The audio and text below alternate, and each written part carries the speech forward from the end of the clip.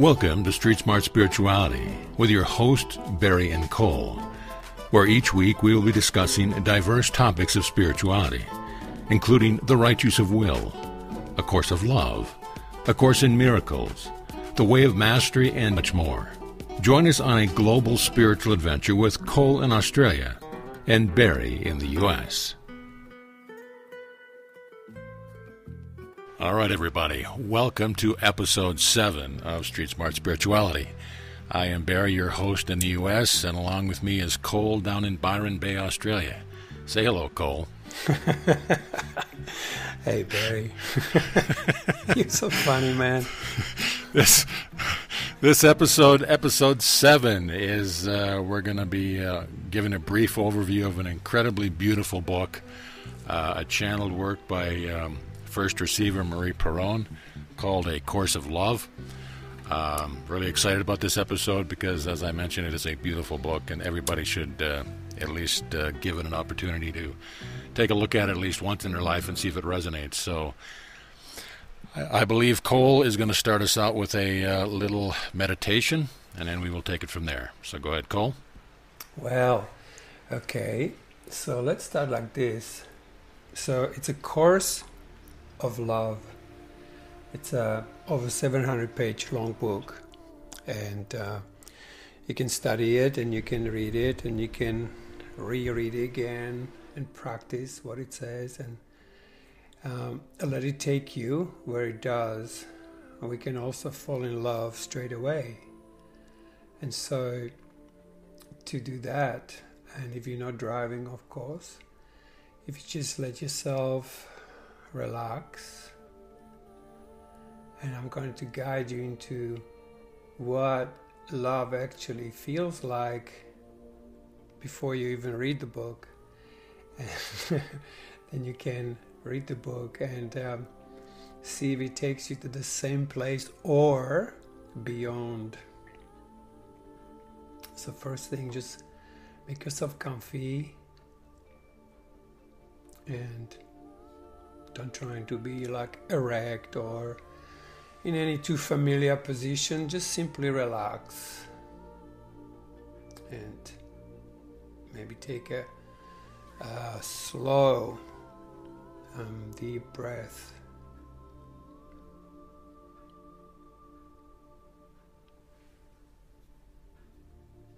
And then just for a moment, let go of everything you think you know. That should empty your mind. And then soften in your body. Allow yourself to soften. And then when you feel softer, allow yourself to go softer than that.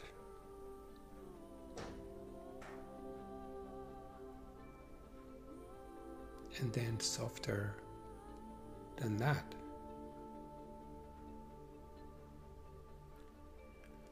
And then disengage any trying. Trying is completely unnecessary. Actually, it could be in a way. Only softening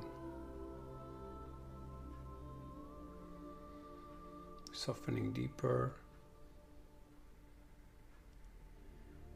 and just simply step back and let softening continue, so it doesn't become a static thing, like I softened and now I'm soft. No, keep going. There's way to go. So you can allow your being, which is not necessarily the visible part of you, to step forward. Keep softening.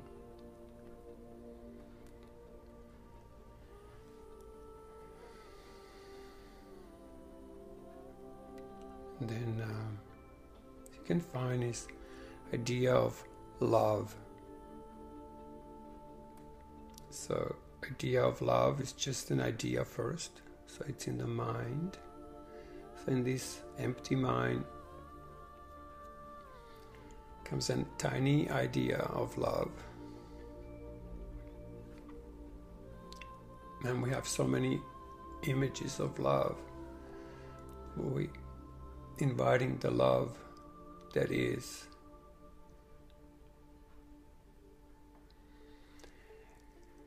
And so we can come up with an intent to love. Not love something, just to love. Intent to feel love.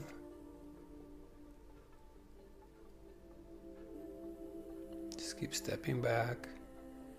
Now, so you can allow yourself to actually feel it. That's one, to think it, and another thing is to feel it. It doesn't matter how much or how little you feel it at this point. It's only that you do. And it doesn't matter even where the love comes from, as far as it comes.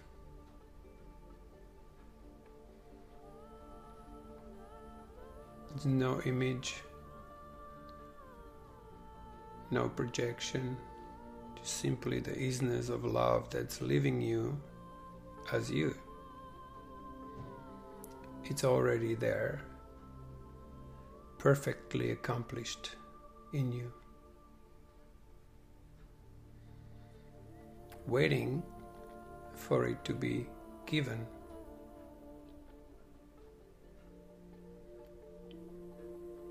But you can't give what you don't have, and you sure don't have it if you don't feel it.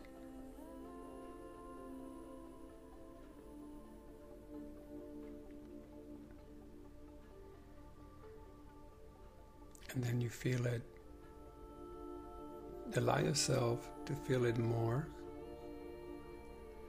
not by trying, but more like stepping back and just letting love to do its thing. It begins to take over.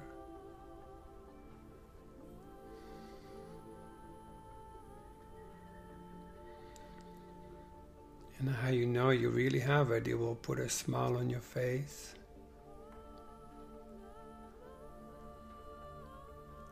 And if it hasn't yet, then maybe just begin to smile a little bit. Just a tiny little smile. The one you would have if you see a newborn baby looking at you. You can't help but to smile, to see the innocence and the radiance. And just keep allowing love to take over, but also allow yourself to feel it in your body as you know your body to be.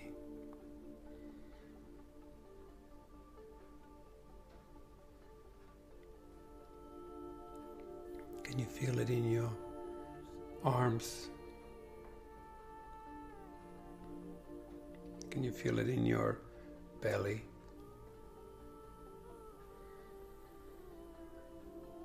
How about your legs, the toes? Everything on some level of density is expressing love, no matter what we believe. So you become like the sun in the sky that radiates in every direction.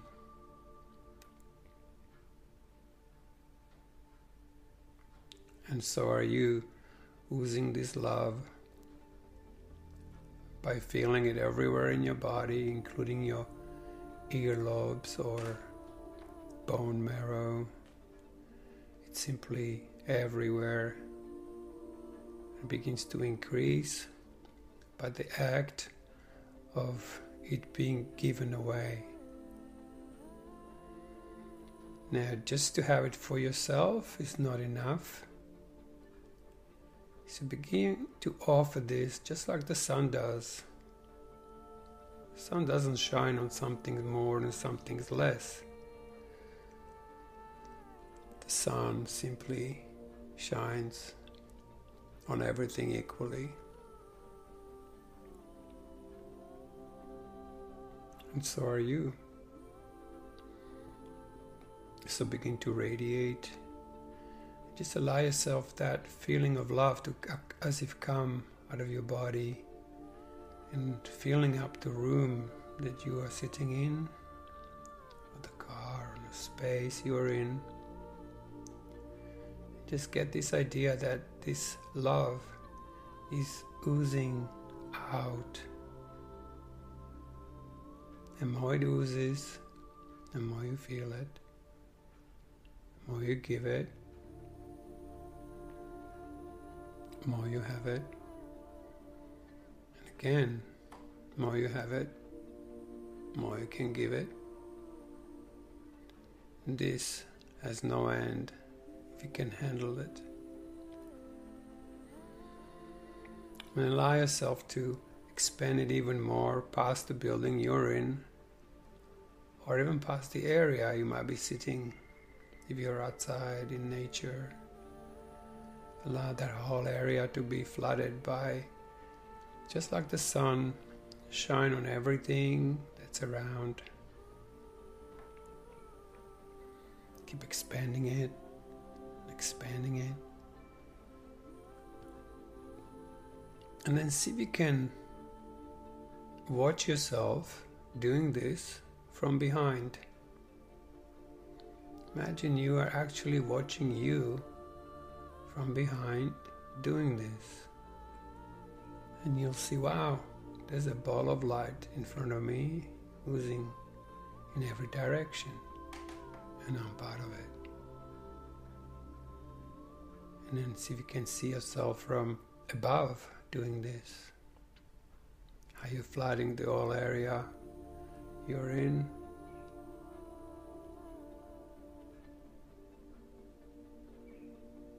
And then so you can see yourself from below.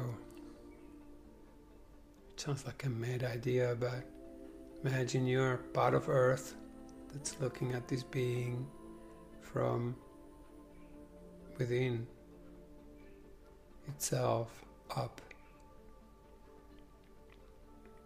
So you're looking through the form to the formless. And then you face yourself, looking at you. And then you can still look at yourself from 2 kilometers away, as well as from any angle that you can make out.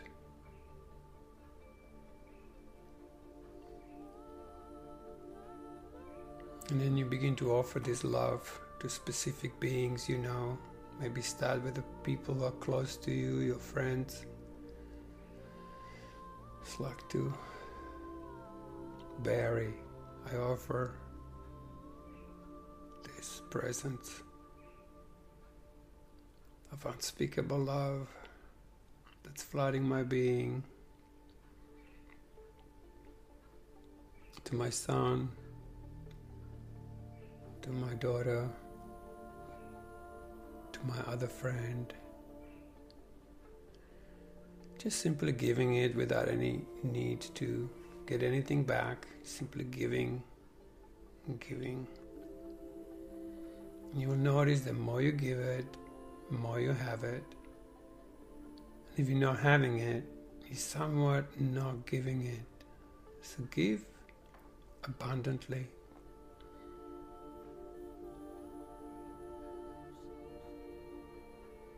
And then you might even think of someone who annoys you or is a bit of a challenge in your life. Say, hey, you know what? I want all is well again. Here is all my love.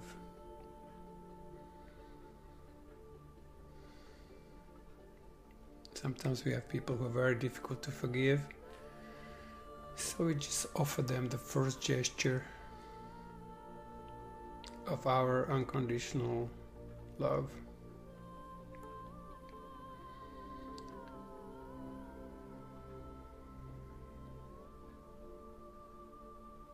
And so it goes. And then slowly begin to wiggle your fingers and your toes. Take a couple of deeper, slow breaths.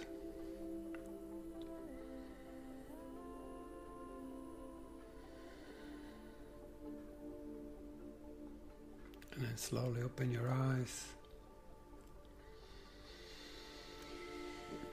And here we are.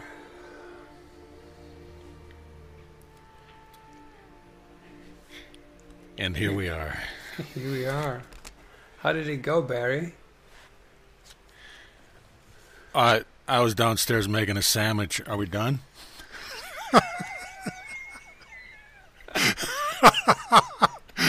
I'm sorry. Okay. It was beautiful. Thank you. Oh, man. Yeah, for sure. Oh, you're a cracker, man. I love you, brother. It's so... Oh, it's just been the best journey doing this podcast with you.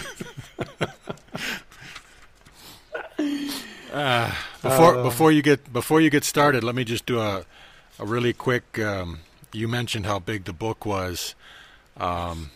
There is book 1, A Course of Love. There is book 2, The Treatises of a Course of Love, which includes like 4 treatises, and then it goes into book 3, The Dialogues of a Course of Love. And then it finally ends with the 40 days and 40 nights. And if you're not familiar with our channel, I do have recorded the 40 days and 40 nights. They're beautiful, but just know that they are the end of the book. But it'll certainly give you a taste of it. So now that you know the breadth and the scope of the book, Cole's going to take us in depth. Yes. Also, I'd like to add that there is addendum.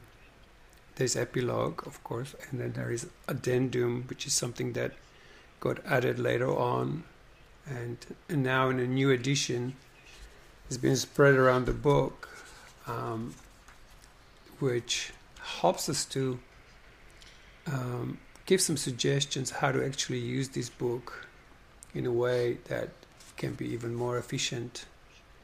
One of the things that really stood out in there was when you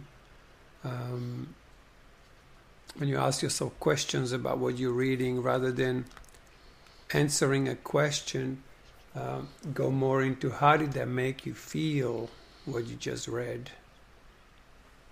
And I think this is also the secret to it all, because really Course of Love is very much leading us to the other part of ourselves that feels, and it's really mentally. I can't even comprehend the book. Like if you ask me something from the book, so tell me something from the book, I say like I don't know what to say. Like when I did Course in Miracles, I could repeat passages that have somehow stuck to my mind. This can never stick to my mind.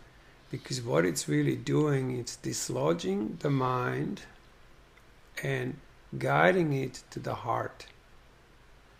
Because mind on its own, no matter how many spiritual concepts it has, it's still just the mind, and it can be just part of the ego mind, because mind without feeling turns into an ego, and that ego is just an insane part of ourselves that's it's basically not even a real aspect of ourselves. It's just this illusionary figure that's acting out its karma drama over and over, and it's constantly upset, and it's constantly controlling, and it can't see things as they truly are. It kind of blocks the inner vision, the inner true seeing, and covers it with just made ideas and even spiritual concepts. And the heart is actually not ignited. So this course of love is very much focused on remembering feelings and allowing feelings to be participant in the reading. So you read a sentence and then you let yourself feel it. Particularly, it's advisable when, for example, when I have my groups and people who I read with, we often just say one sentence and then we're done for the day, because we just drop into this unity that this sentence has brought us to or directed us, and there's really not much we need to study after that, because we are already in that place from that book is directing us to. So it's really just a redirecting, using the mind to take us into the heart, and being powered by the feeling body, which is way below the heart. And it's like I said in a previous podcast, it's like when it ignites itself, it's like a turbo. It just ignites not only your mind, not only your heart, but itself, but your body becomes an elevated self of itself, elevated self of form, which is this like a constant tingling and aliveness and zest, and passion. So it's very beautiful. So I think you're. Sorry. I think you're referring to the addendum "Learning in the Time of Christ," Part 3. Yes. I was just going over it while you were talking, and just something just jumped out at me. Go. This is from the first A35. Creation is but a dialogue to which you have not responded. Great. Fantastic. I mean, bam, right there. Which you have not responded. And this is the thing. See, mostly something happens, we react. Reactions are from the past. But let's say, read it again.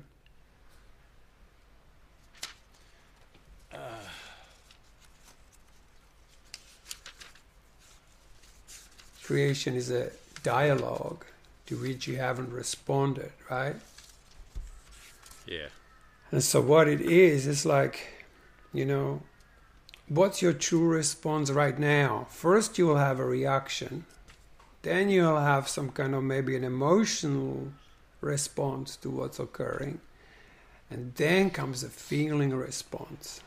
Now, this feeling response hardly ever happens, because the mind can divert us, and also the heart can play tricks on us, and emotional kind of games that it can play. But the feeling is that which drops us into unity and which responses. And it's this response that you want to get. So to anything, what's my true response? Podcast 1 and 2 was all about the art of true response. And it's all about, connecting to our feeling body, awakening it, because that's the real awakening, when a feeling body begins to be alive and all the feelings begin to move, and they are no longer rejected or obstructed. They begin to create, it's the will of God, which then begins to ignite and awaken our mind to a completely different way of seeing things. And that is the course of love, which is basically drops you into this state of being that it never was. It's brand new, which you can't compare to yesterday. You can't compare it to your even awakening, 5 years ago or 10 or 20. It's a brand new thing. Some people say, I had an awakening 15 years ago. Like, what about today? Where is that same thing, but brand new, incomparable to past? And that's the real love, where you in the now of creation. Like I said, you can't define God. Why? Because it's always brand new. And you also can't define love, because it's always birthing itself into in a moment. But one has to have their mind dislodged and their heart open to be able to experience the love in the maximal expression that it's offering. So, like I said, I can't really get into the texts. I mean, we could probably read bits and pieces of the book. I mean, maybe you could just open it anywhere and just read something and see what comes, if you want to, Barry, because you're such a good reader.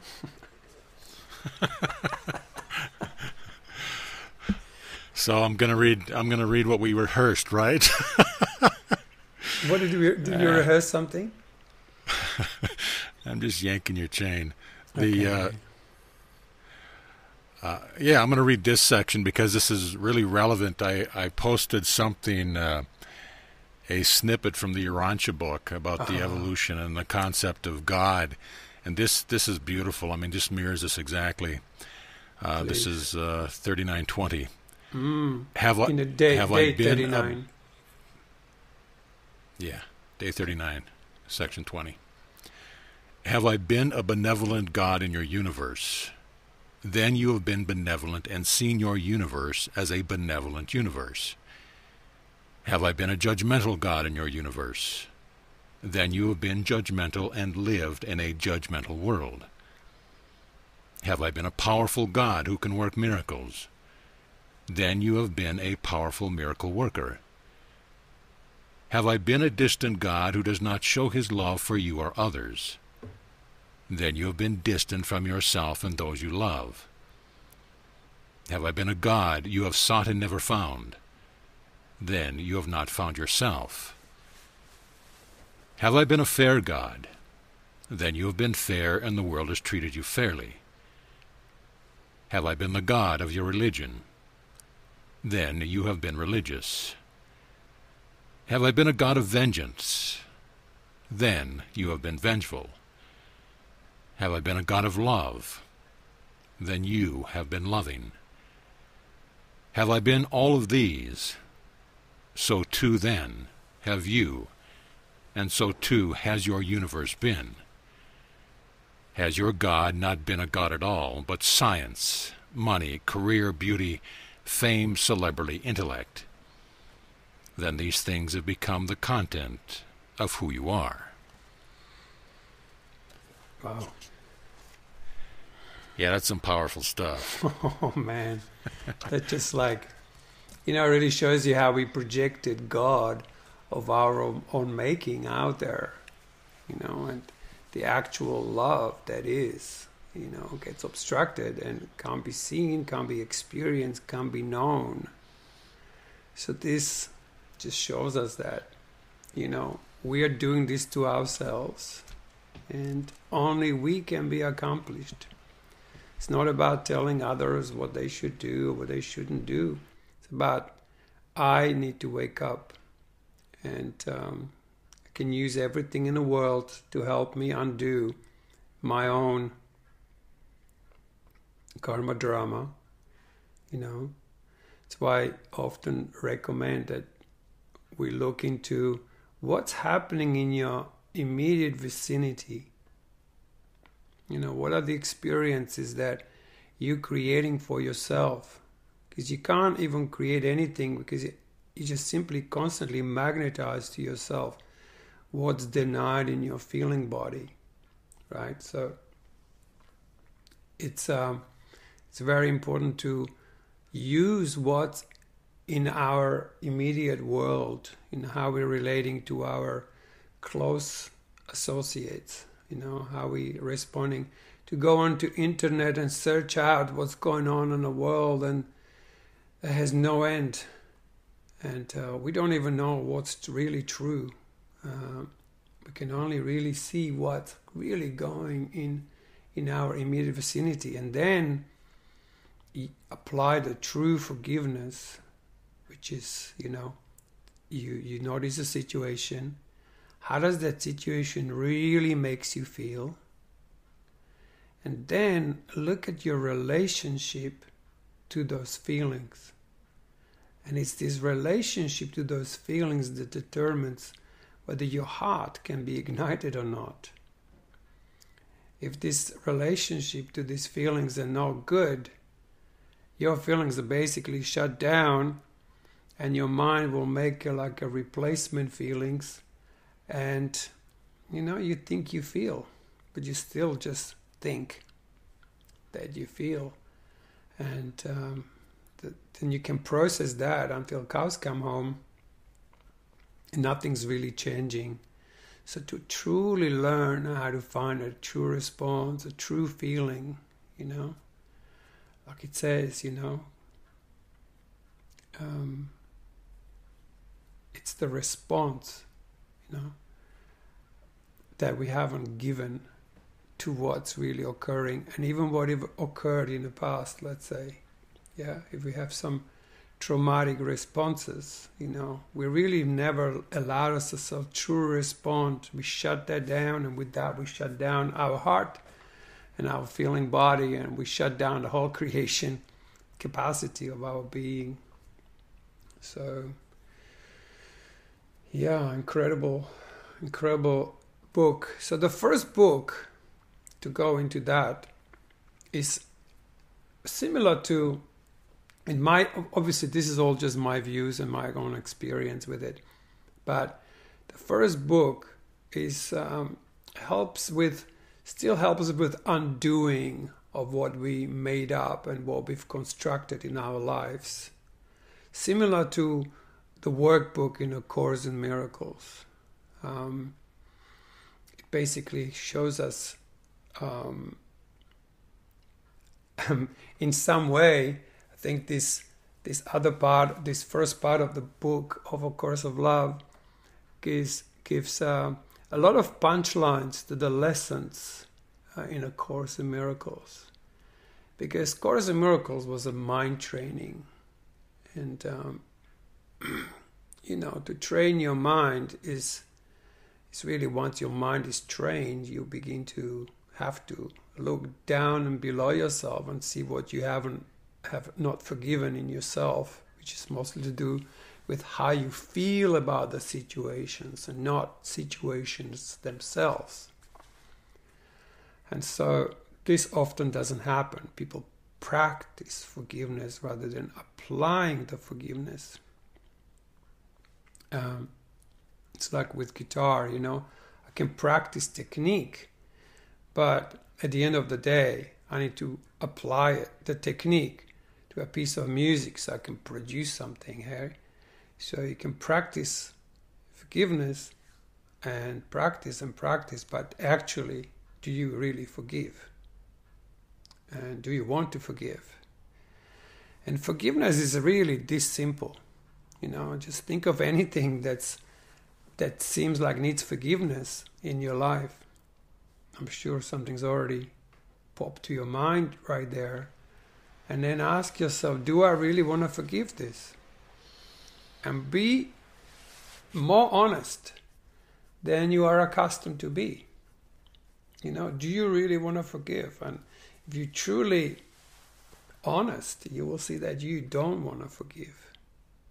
And that's the problem. So first you have this willingness to forgive, willingness to let go. And that has to come from the heart, willingness to forgive. And once that happens, you'll forgive straight away. And just the mere fact that there is still something to forgive, it means you haven't forgiven it yet. So it's very important to go to the core of it all. You can't just think forgiveness or want to forgive or practice forgiveness. You actually got to do it. And it's that simple. It's actually, it says, the Course in Miracles says, this course is simple. It's very simple. Do you want to forgive? Say no. And at least you're honest. Because if you did want to forgive, it will be done. And there'll be nothing to forgive. I've got nothing to forgive, pretty much. You know, when you have nothing to forgive, you no longer need to defend yourself because you're no longer attacking anything. And when you no longer defend yourself, you relax and soften and begin to implode with your love. And then all you have to do is give it as you received it. And so that first part of the book is very much still an undoing. I personally think that there's a bit of a mistake, I think, that happened with the Course in Miracles, where people misunderstood the basic teaching, saying, it says, teach only love, for that is what you are. Well, instead, people just start learning the Course in Miracles and teach what it says. And then they become like an example of how the Course in Miracles is done. And then now we have thousands of people and we have thousands of books basically blabbering all the stuff the Course says, but it's not what it says. It says, teach only love, for that is what you are. So what? You feel the love you are. And you just go, hey Barry, how's life?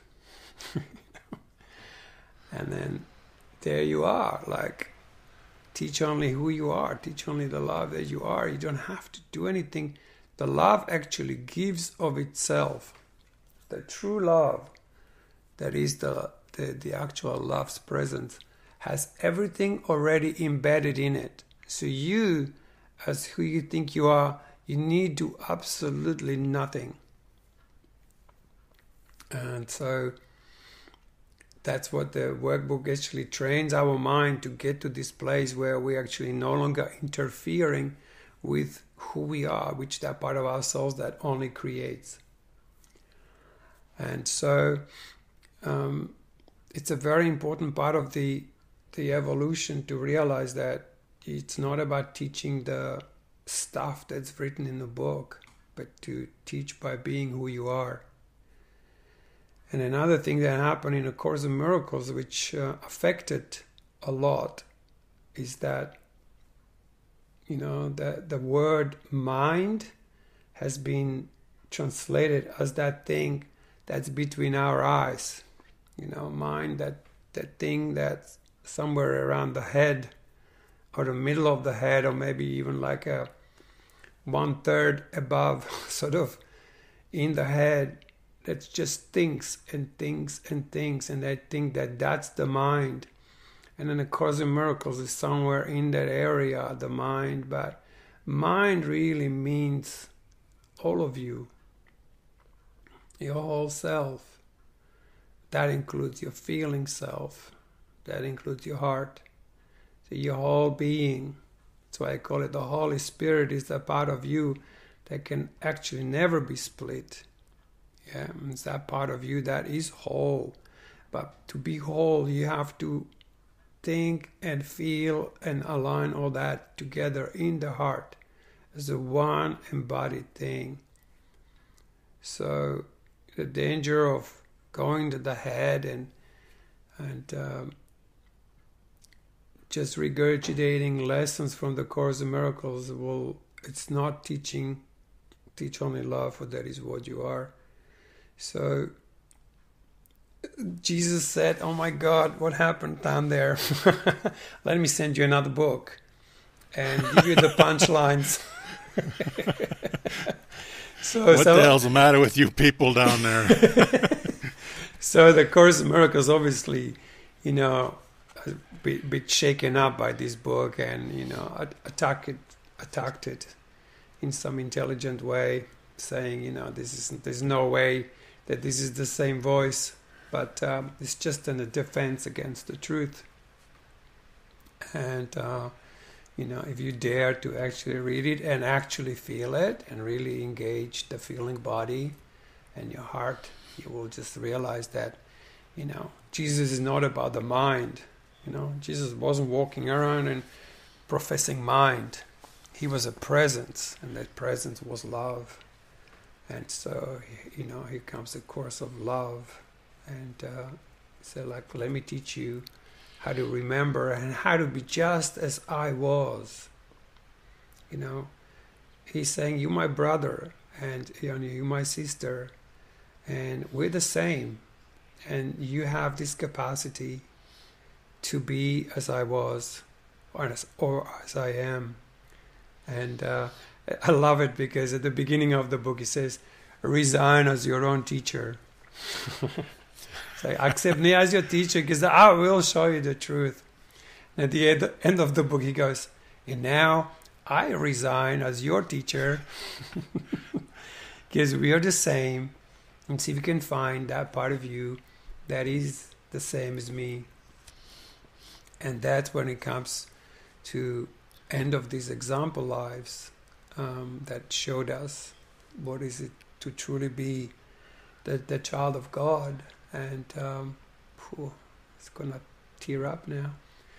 And to actually live it, to actually be it, and feeling it to your bone marrow, feeling it deeply in your physicality. And then you bring this physicality into this kind of dense reality, and you begin to dance, You can dance through this sort of what seems like an insane world. So that's the first book, and that kind of helps to give some of the punchlines to the lessons of A Course in Miracles. Like, for example, lesson 5 says, you're never upset for the reason you think. What it's really saying is, like, if you're never upset for the reason you think, why are you really upset? And it is here where we really need the Holy Spirit to help us. This is where we really need the miracle to actually show us the true feeling. Why are we really upset? And when you see that, only then you identifying the cause. It says in the lesson 21, it says, you must identify the cause, not just keep forgiving or practicing forgiveness of the effects. There's one famous Course in Miracles teacher who says he goes and watches the news and he forgives the politicians. He said this 15 years ago and he's still doing it. I mean, like, that seemed to be a bit circular, like, okay, let me go. It's like, That's a full-time job in itself. That's a full-time job in itself. And it's endless because you're causing yourself to go to situations where you need to forgive rather than staying in a state of unforgiveness when you no longer need to forgive. When you need to forgive, that's already too late. Yeah, because you still haven't identified the cause of your existence as this shrunk little individual that's plowing through the density of this world. I want to take a couple of minutes. I wanted to read something else from one of the 40 Days and 40 Nights, day 38. This has got something to do with some of the naming and the evolution of God and stuff. It's only a couple of paragraphs. I'm already in. Who am I?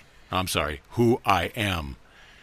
My beloved, we have not spoken much recently of love, but now it is time to return to love. Do you know? Can you feel as yet how much I love you? How full of love I am for you? Mm-hmm. Now we set aside once again the we of Christ consciousness, of our shared being, and enter into relationship with one another. I ask you to turn your attention. I ask you to be attentive to the relationship that you feel with God. Being full of love for one another is the beginning of extension, the end of withdrawal. It is the mutuality of our love that causes this fullness. Remember briefly here the feelings of withdrawal you have experienced when you believed you loved more, or that you were loved less by a friend or lover. Remember briefly here the feelings of withdrawal you experienced when you felt loved for being something other than what you are. Know through your brief contemplation of these feelings that this is behind us now. know that we can be known and loved equally for who we are. Call me God the Father. Call me God the Mother. Call me Creator or Great Spirit, Yahweh or Allah, but call me yours. I love that. For this is who I am. Call yourself daughter or son, sister or brother, co-creator or friend, but call yourself mine, for we belong to one another. And realize that as I call upon you, I call you who I am. This is the meaning of the embrace. I'll end it there. Man. Yeah. Kind of leaves me speechless, you know. And for those that aren't familiar, one of my favorite chapters out of this whole book is called The Embrace. And I recorded that on the YouTube channel. It is phenomenal. I think it's got like 15,000 views already, but if you haven't listened to it, you owe yourself a little treat there. Yeah. Good reading, Barry. Every one of the 40 days and 40 nights is just unbelievable. Yes. I mean, it just goes right through the skin, grabs the heart, and gives you a bitch slap. Yes. And that, you know, that is the third section of the Course of Love. The second section is treatises, and they also still help very much with the undoing of, and also there's not much in A Course of Love. He's basically teaching us that you are already accomplished, right? Also says that only you can be accomplished. So going out there and trying to convince people about anything that's going on, it's kind of circular. It basically says only you can be accomplished. Be about it. You know, just do that. Just go and find that part of you that's already accomplished, the part of you that no longer needs to learn, the part of you that is already perfect. And you'll see through these kind of small awakenings that that you are perfect, and you become more you than you ever believed you could be. Did I say that right? It's more like, you know, people constantly, I must change to be better or to be, you know, more evolved. But the truth is, you become more you than you've ever been, and you're just not going to go against it. You'll just feel this incredible acceptance of your divinity. And, you know, it really comes back to accepting all of you as you are. And when you begin to be more as you are, you will enter a dialogue, which is what the whole third section of the book is. And dialogue is, see, this is just a chat. You know, I'm chatting to Barry, Barry's chatting to me, and we're chatting to you. But this is as a chat. You know, dialogue, the real dialogue, is when in some of the moments there is this little comes this quietness, comes this communication of something bigger than words. You know, where my being and your being enter into relationship.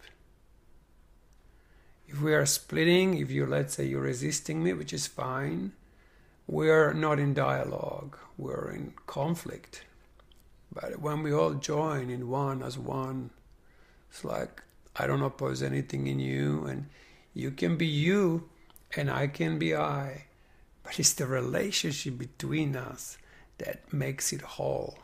So you don't have to change yourself at all. This is beautifully manifesting with my partner, with my girlfriend.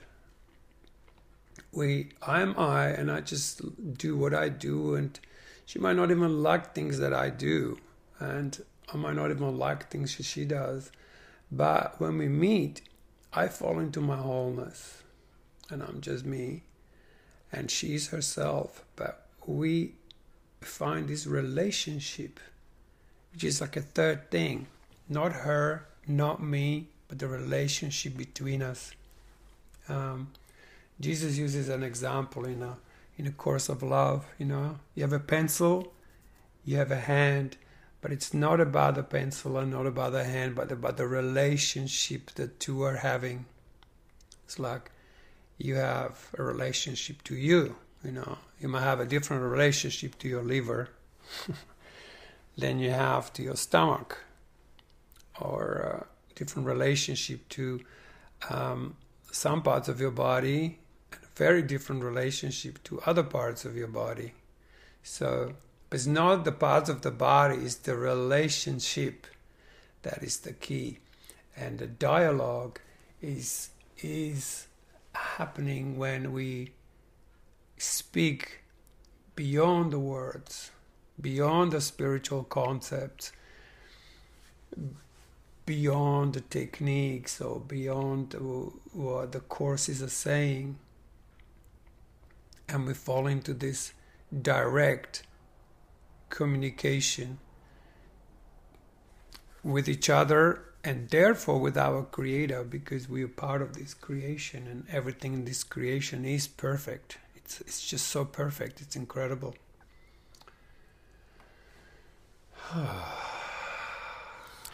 How we doing, Barry? I think you are like holding the space for me here, because I'm like, okay. If I start entering into these places, then it's very difficult for me to actually speak, because all these experiences that are so beyond perception, that after a while I just want to fall into this ocean of a realm of unity and oneness. So say it. I'm gonna be good.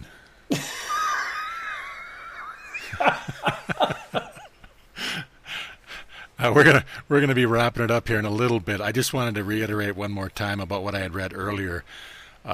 You had gone over it a couple of different times, but I want to take it from this angle. Creation is but a dialogue to which you have not responded, which to my mind means that every second, every nanosecond, every moment of creation, God, Christ, Jesus is constantly in dialogue with you. You have not responded because you have not opened your heart to it. Once creation is a dialogue, creation is an unending act of giving and receiving. So too is a dialogue. So once you open your heart to the message and to Christ consciousness, then the two-way dialogue begins. Yes. But until then, it is a single Minded entity talking and nobody's hearing. So yeah. Yes. So you got anything else you want to wrap up with? Well, what would be, I think would be very cool to I just very quickly say my experience with Course of Love. And then I'd like you to, while I'm doing this, could you just look up the epilogue so you have it ready? And I'd like to say that at some point, my old Course in Miracle teacher who used to hang out with when I was in my early days, we talked to each other, and then she said to me, says, Cole, you got to look at this Course of Love. And I go, what's that? And she says, it's like the next part to Course in Miracles. She says, you will frown at it, but stick with it. It's really good. And I was like, okay. And because I trust her so much, by the time we finished the conversation, I already had it downloaded, and I began to read it. And I was just frowning, frowning, going like, nah, this is nothing like the Course in Miracles, for sure. This is all just not. What is he talking about? There's no such thing as this and that. And I'm reading, and already in the chapter 1, I came to paragraph 110, which I already mentioned today. It says, resign as your own teacher. Accept me as your teacher, and I'll teach you the truth. So have no shame in this. Just that there's no way you can get this without me, basically. Jesus says, you can't get this. And so I thought, says you tried in countless ways, and you can still try again, but you will not succeed. And I'm going, he's right. I've been doing this now for 35 years or so, and no, I haven't succeeded. I still had this thing of do I really trust Jesus or whatever? But in that moment, I trusted wholeheartedly. I said wow, actually, yeah, there is absolutely nothing I can do. And that moment, I closed my eyes, I opened my eyes, and I was in a different place. I was in the same building, but everything looked different. And then what ignited in my body is beyond description. But it's a very, very intense experience. And at that point, I could not read Course of Love for another 5 months. Just could not read it. I was in this experience that basically taught me everything that Course teaches. And the only thing I could do was to read the dialogue, to read the epilogue. And maybe it will make sense why. You're going to read a bit of that epilogue? You want me to read the whole thing? It's No, just a little bit. No. Okay. A note on being. Imagine now what it would be like to have... Barry, pause for a moment. It's not it's Don't ever correct me in public, or I will beat you within inches of your life. Okay, what Cole said. Okay, imagine now what it will be like to have nothing left to learn, nothing left to become. Slow down. This is amazing. The pressure is off. The alchemy has occurred. Yes. The coal has become a diamond. Yes, I did. Imagine now being able to forget all ideas of self-improvement. Mm-hmm. Imagine how much time will be saved by this quest coming to an end. Yes. But what now will you do? What now will you be? More? Yeah. Believe it or not, you will find these questions arise less and less. Exactly. Until soon, and very soon, they will be entirely gone. Mm-hmm. Never to be asked again. Why? Because now that you are being who you are in unity and relationship, these questions will make no sense to you. Mm. They already have far less power. Can you not feel it? The questions remain only as questions of the old patterns of thought, patterns that you need only to be aware of before choosing to make them gone from you. This is the only choice you will still have to make. The choice to leave behind the old in order to be. Beautiful. Yeah, that was the epilogue. And that was the only thing I could actually read after that experience. And I read it every day. I was like, whoa, this is exactly it. It's almost like that one paragraph have shifted me in sort of quantum way to the very end of the whole book. and I think why it was sustained and why it managed to be like a continuous experience without me needing to do absolutely anything about it was due to the fact that I've already trained my mind to be in full acceptance of all my feelings.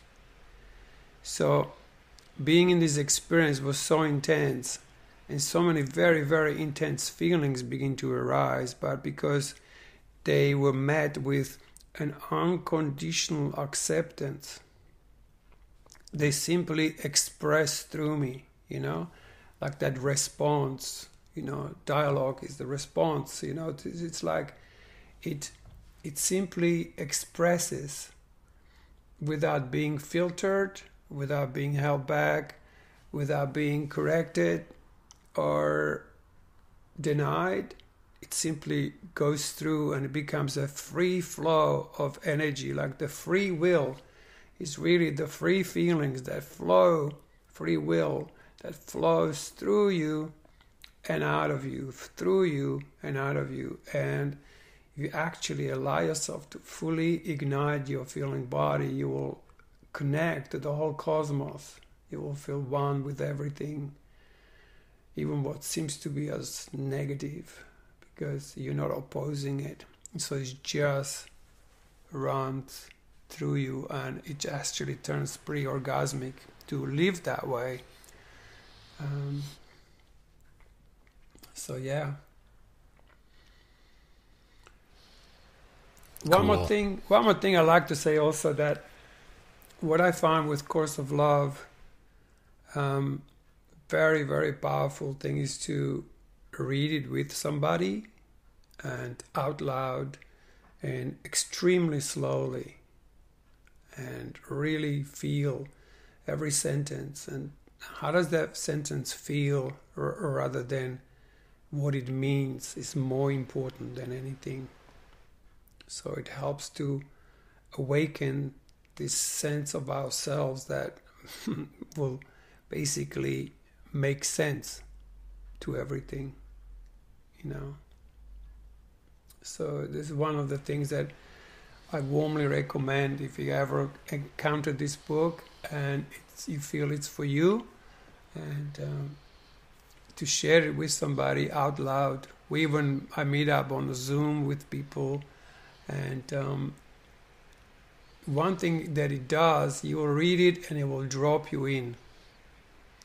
And it's this drop in that's important, more important than anything else. Once you're in, you don't even have to continue reading. Just learn how to stay in, how to stay connected to this inner sanctum, in this inner state of the invisible self, that it's so invisible but so tangible when you're in it.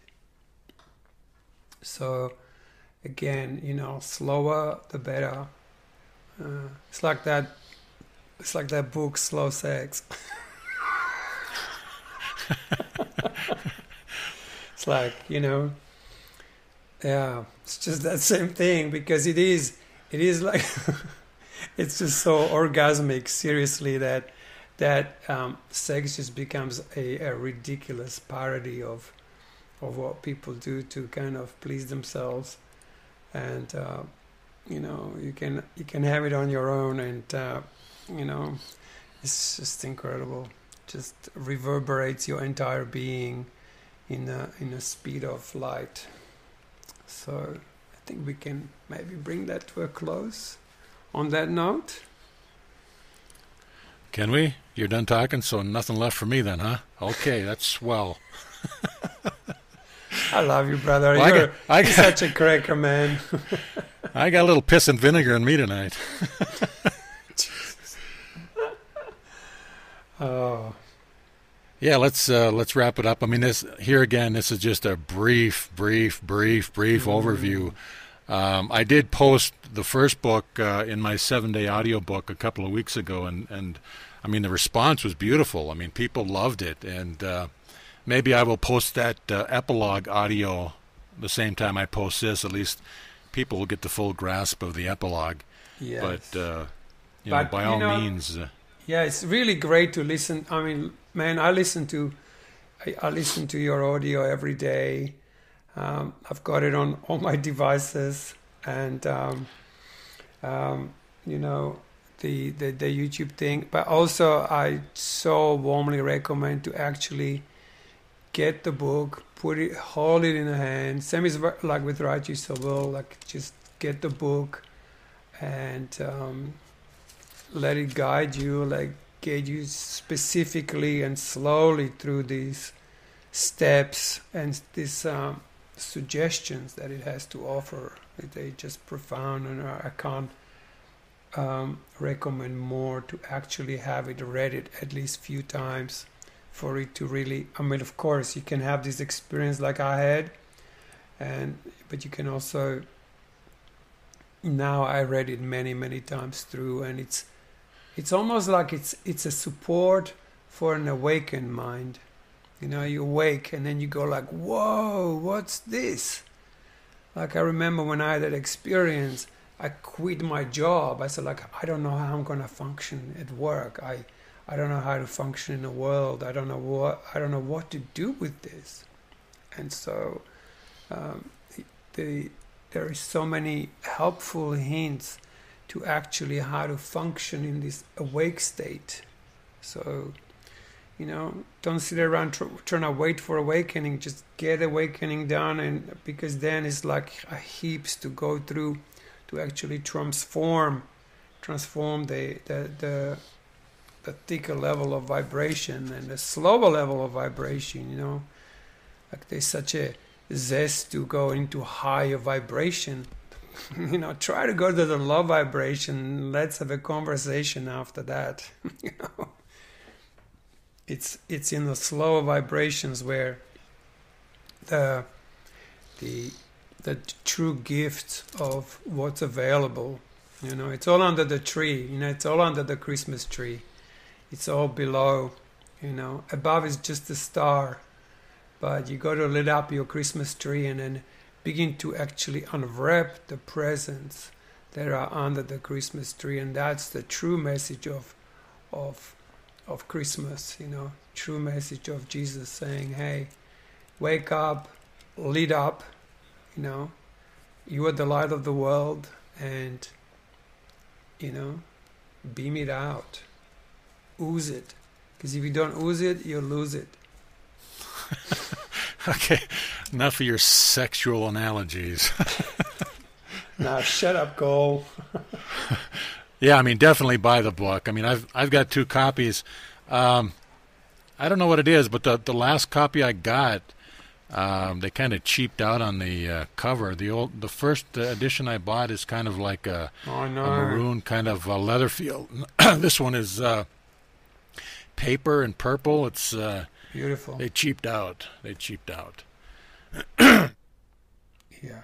Okay, let's wrap it up then. And this has been a brief overview of A Course of Love. Maybe down the road we will dive even deeper in it, because you know we could literally do 40 episodes on this book alone. So yeah. Thank you, Cole, for the deep dive, and for all of us that joined us, thank you for giving us a listen. And I don't know what we're going to do next week, so oh yeah, we we'll should see say you next week. We should say, because we said we're going to do your Urantia book this week, but that material seems to be so overwhelmingly incredible that I think we need more time to. I feel personally like I want to go through your Urantia book a little bit more before we can begin to introduce it. It's just an incredible body of work, which we mentioned before, but which is going to have to keep holding on a back burner. So we'll see what we do next week, hey? Yeah, and for those of you that are following the audios that I'm posting from the Urantia book, there's a lot of time I'm reading it, and each paper is broken up into anywhere from 5 to 9 or 10 different sections. And if there's something that really resonates me, I will record that separately, and I will post it as a wisdom snippet from the Urantia book. So there's 2 playlists if you haven't caught them, because they're like Cole said. I mean, it is so incredibly packed with information that it's good that it's broken up into small pieces like this. But enough yapping for now. Cole's got a date, and I got to go eat my sandwich. So thanks for giving us a listen. And Cole, my brother, peace and love. Yeah. Same to you, brother. We'll see you next week. And to all our listeners, thank you very much for your attention. Blessings. Blessings. Good night, everybody.